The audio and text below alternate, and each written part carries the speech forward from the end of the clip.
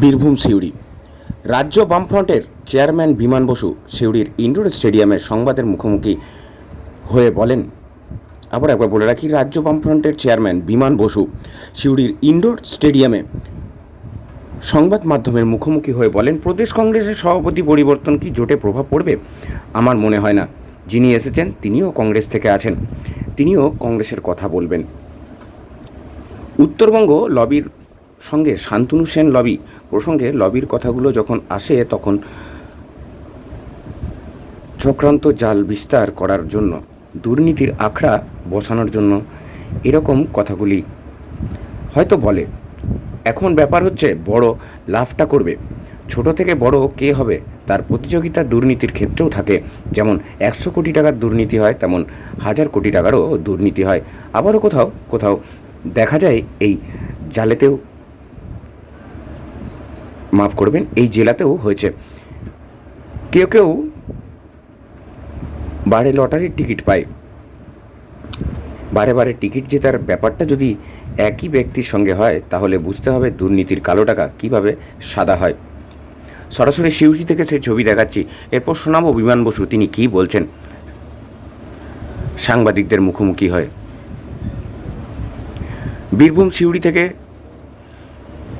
যিশু পরামানিকের report, daily news.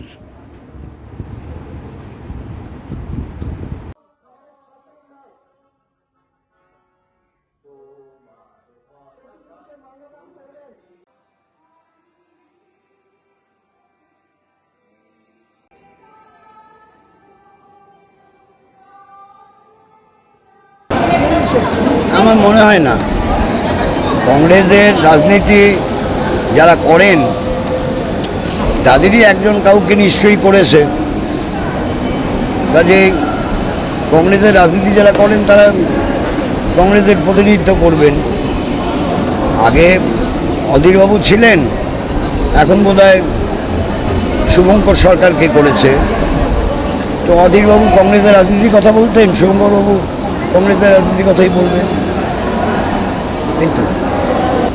মানে Uttarbanga lobby মিডিয়ার মাধ্যমেই এসছে, আর এটা দক্ষিণবঙ্গ উত্তরবঙ্গ এই কথাবার্তাগুলো বলা বোধহয় ঠিক না। আর লবির কথা যখন আসে তখন চক্রান্ত জাল বিস্তার করার জন্য, দুর্নীতির আঁকড়া বসানোর জন্য এরকম কথাগুলো হয়তো বলে।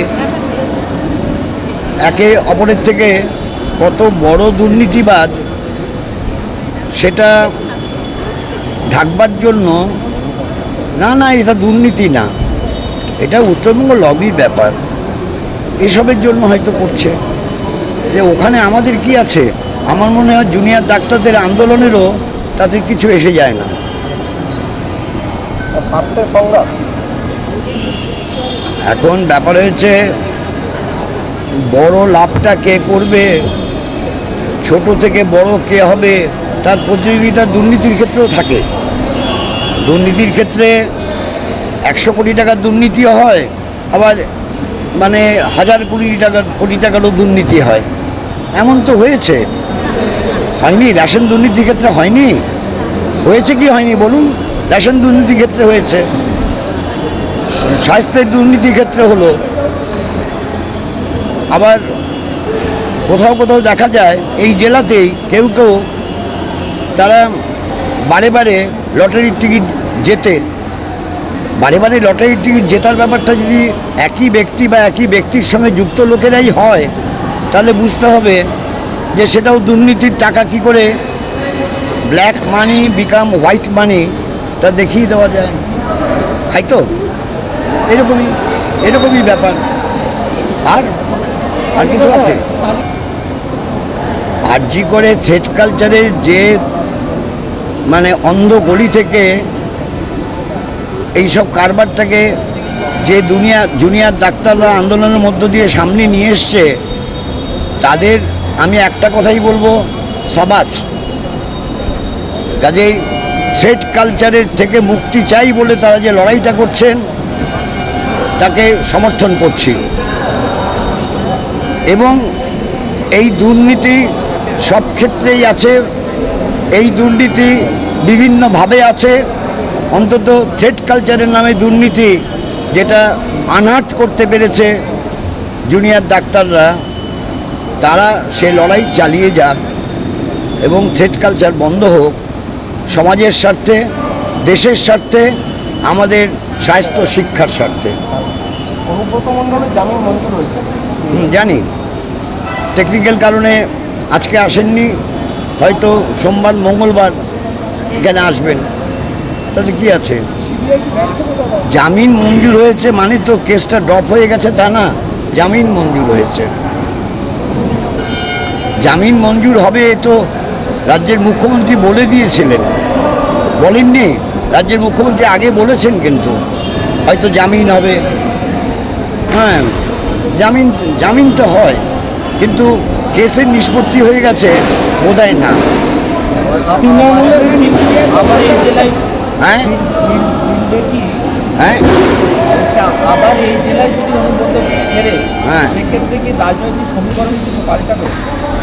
বলা খুব মুশকিল।